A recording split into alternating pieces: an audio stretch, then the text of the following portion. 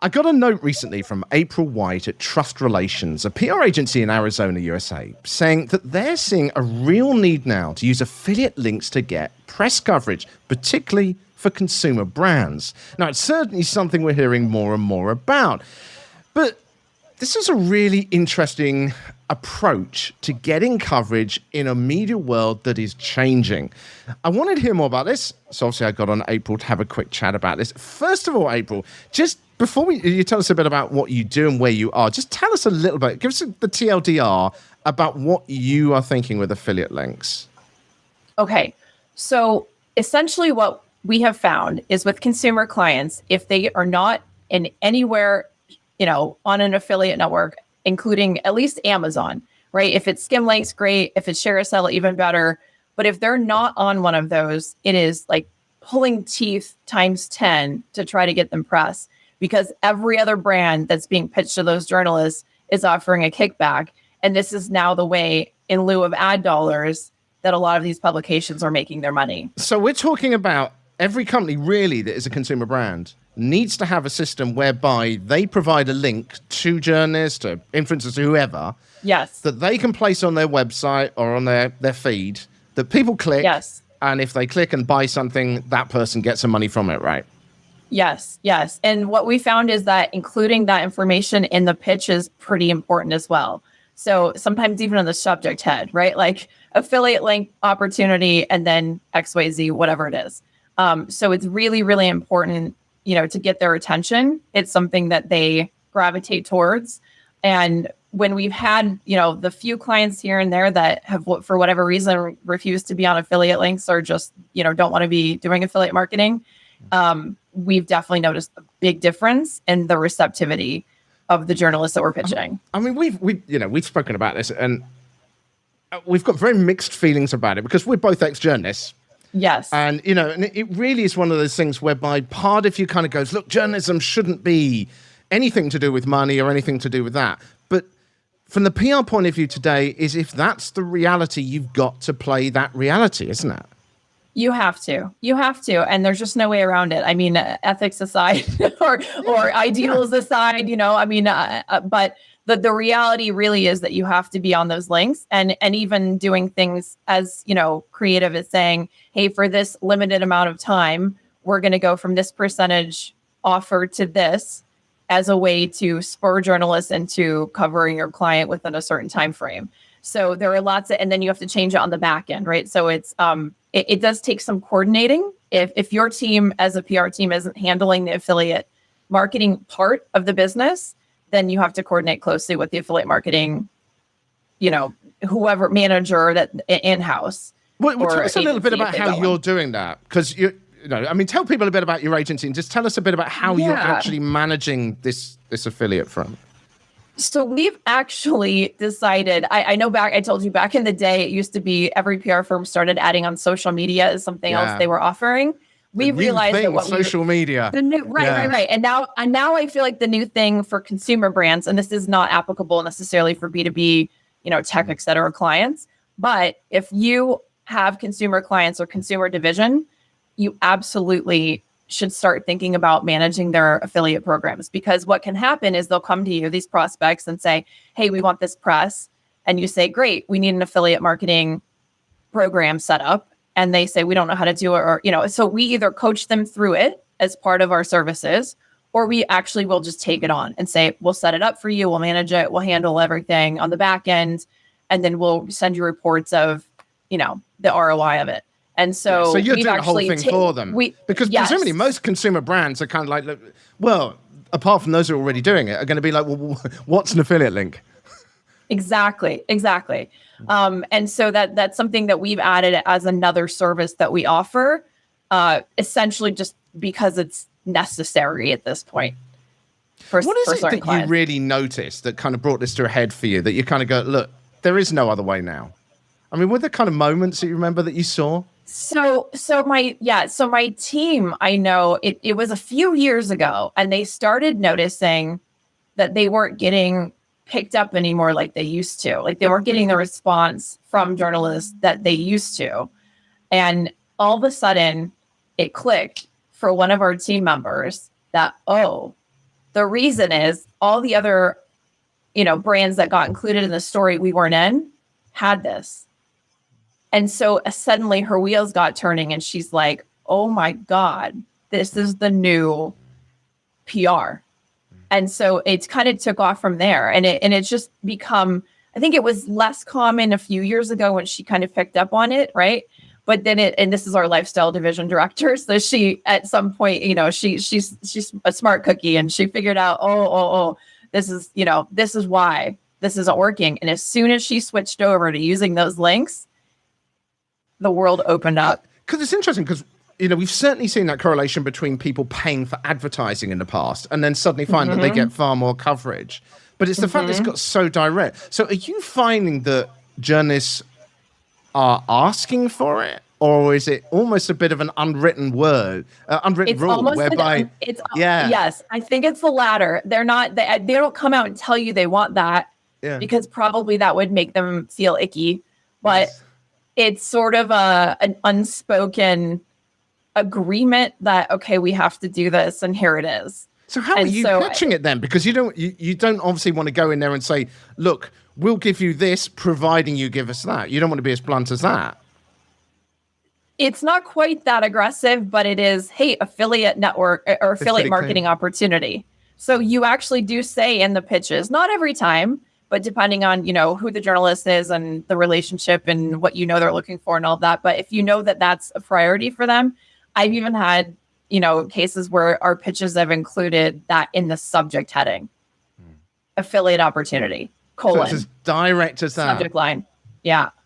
I mean, I know, and you feel it, I feel it as well, that there's this element of like discomfort about this. And yet, it clearly is the reality of it now. And it's, the media world has changed so much in even the time that we've been involved in the comms game.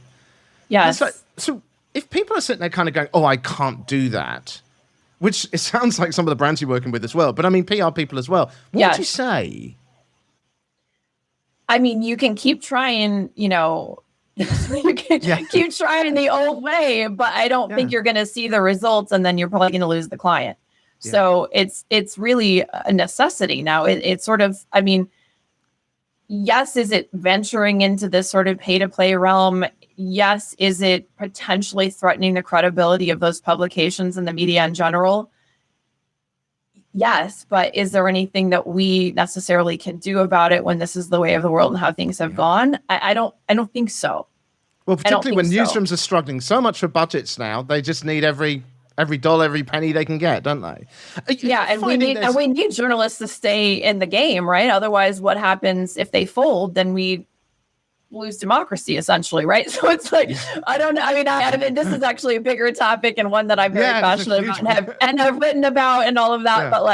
Yeah. But it is something that I'm very alarmed by. But at the same time, I don't think that, taking a one-man stand on behalf of one brand is really going to change the system at this point. Do you find there's a difference between the kind of outlets that you're reaching out to? Because I mean, your top tier, well-funded publications, as few as them that there are now, are probably going to be less likely to respond to that than the kind of outlet which is struggling, I presume. I wish that were true, but it's really not true. Not true at all. The biggest publications you can imagine are still looking for affiliate links. It's not the struggling ones. And you're not having to change the way you pitch to these people when you're actually talking about this at all. It really is as clear as that. It's fascinating. It's as clear as that. Yeah. I mean, it depends on the publication, the journalist, and the relationship and all of that. Yeah. But once you understand that you're working with a journalist that values that, then absolutely you can go as hard as, affiliate opportunity : launching new lipstick. Like what? I mean, that's not a good subject heading, but fill in the blank with something more compelling than what I said. So what about the content that you find that they're writing? Now, obviously clients tend to always want a journalist to write an advert for them. They want really glowing. But at the same time, we also know that kind of content can put readers off, can make it feel inauthentic. So yes. Do you feel that there's ever any problem with that? Or do you find that most journalists are still pretty good at writing something that feels, well, hopefully is authentic? I think the journalists are still good at sort of whitewashing any marketing flowery, marketing ease, whatever you want to say that you put into the pitches. But I still think it's really important at the end of the day. I mean, the reason I actually named my agency Trust Relations and coined that term is because I feel like nowadays, if you're not doing what you say, you can't say what you do. So you have to have that lined up first, and all the authenticity has to be behind you, because otherwise it's not going to be salient. So a lot of what we're doing is trying to work with brands and say, and actually at the outset of every campaign with every new client, we do a trust analysis and we go through all of their messaging, kind of pick out anything that is maybe a little hollow or maybe a little like doesn't have enough. Can be easily pulled apart. Yeah. Right. And so, okay, great. You want to make this claim. Well, how do we substantiate it? What data do we have? What proof points? What anecdotes? What examples? What research? What blank, right? So as long as they have that, we can take whatever they want to say about themselves and then make sure that it actually has some backbone, so that when we pitch the journalists, who are obviously the most critical audience that any brand is ever going to face, that they can stand up to whatever scrutiny. You've got to be able to back things up these days, isn't it? That's the thing. I mean, I think in the 100%. Old days, certainly when we were starting out, people used to claim anything they can get away with it, but now you're going to get caught out. Where do you think? 100%. I mean, we're running out of time already, but just very quickly, where do you think this is going to go next? Do you think? I mean, do you see more involvement with affiliates, or do you see more advertising? Any feeling on that? I feel like this will get nothing but more rampant, and that probably brands that are able to offer higher percentages are going to have better success. Yeah. So I'm afraid that's where it's going, where it used to be, let's say 8%, for example, right? And that was fine. I'm afraid that brands are going to start competing with percentages to get into the press. And then, as long as their margins are razor thin, but they get that credibility of the media coverage, then maybe they might even take a hit on it. They might even take a hit on it, But we've got to talk about this again, because I'm really interested to see how this kind of thing develops. So you must come on again. I want to ask you very quickly about something totally different, though, because let's hear it. I got a message from someone over the past week saying that they love PR, but there are moments when campaigns don't seem to be working great, or you're not quite getting the results, that can feel really down. And I just thought it'd be really important to ask guests what they love about PR and what they do in those moments when things just don't seem to be working. Can you give us a very quick what you do? Yes. So what I love about PR, I'll just answer that piece first, because it's kind of a two-part question here. Yeah. But I really feel like if brands aren't doing PR, they don't have any way to boost their credibility. If they're advertising, everyone knows that they paid for it. If they're doing anything on their own channels, everyone knows they're saying whatever they want about themselves on their social media or their blogs. This is the only marketing channel where you can actually get that credibility boost by getting the, kind of the third party credibility of the publication lent to you as a brand. And so that's what I think is really important about this industry and it staying alive and it being, robust and healthy and growing. In terms of what I do to kind of pick myself up, I think a lot of it comes back to knowing that and saying, okay, well, how are you ever going to help? Let's say your heart is in fighting Goliath and you want to take on all the David clients. Well, how are those Davids ever going to compete with Goliath? How are these new startups, these new ideas, these new inspirations, these new inventions, these new services, products, whatever, all of these things that these brilliant entrepreneurs are coming up with? And if we aren't there to help them compete and get their voice out in the marketplace, and PR is the easiest way for those competitors to do it, right? Those little scrappy guys who are trying to fight their way to the top and get funding and whatever else, right? Yeah. And if we're not there to do it, they're never going to have a chance. They're never going to have a chance. And then the world is run by monopolies, and God help us all. It's the passion. I love that. I love that. It's really going to that personal motivation. Very quickly, April, how can people get in contact with you? April at trustrelations.agency is my email address, or you can go to our website, which is trustrelations.agency. Superb. April, it's an absolute pleasure talking to you. I hope we'll talk to you very soon again. Likewise. Thank you so much for having me. I appreciate it.